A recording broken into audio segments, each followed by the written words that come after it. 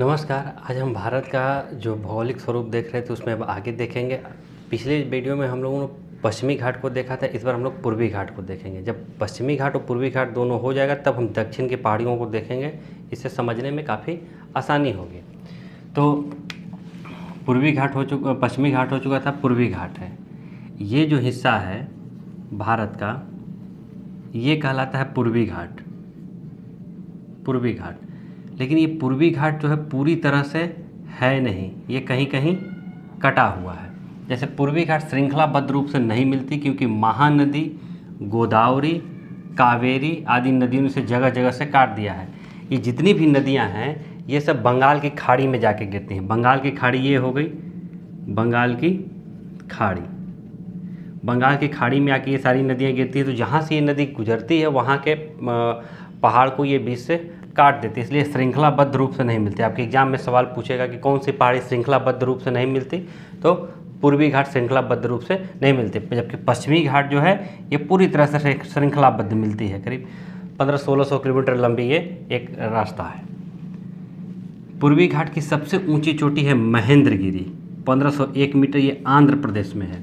अब देखा जाए तो ये हो गया आप तमिलनाडु, इधर हो गया कर्नाटक, ये हो गया आंध्र प्रदेश।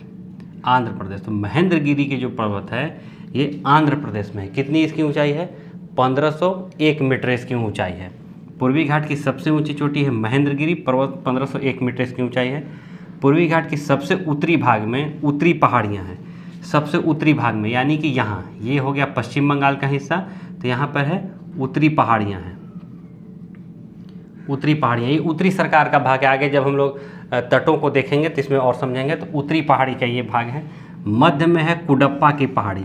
मध्य यानी कि ये हिस्सा जो है ये हो गया कुडप्पा की पहाड़ी, कुडप्पा की पहाड़ी। और दक्षिण में है तमिलनाडु पहाड़ी। ये दक्षिण में है, ये है तमिलनाडु पहाड़ी। तमिलनाडु पहाड़ी है। नालामल्ला, एर्नामल्ला और वेलिकोंडा और पालकोंडा ये कुडप्पा पहाड़ी के हिस्से हैं। यानी कि ये कुडप्पा पहाड़ी में कौन कौन आ गया? नालामल्ला, एरामल्ला, वेलिकोंडा और पालकोंडा, ये सब कुडप्पा पहाड़ी में है। कुडप्पा कहाँ पड़ेगा? ये करीब आंध्र प्रदेश के हिस्से में आएगा। तो नालामल्ला, एरामल्ला, वेलिकोंडा और पालकोंडा कुडप्पा पहाड़ी में। सेवराय और जवादी ये बहुत इंपॉर्टेंट है, कई एक बार एग्जामों में पूछा गया है।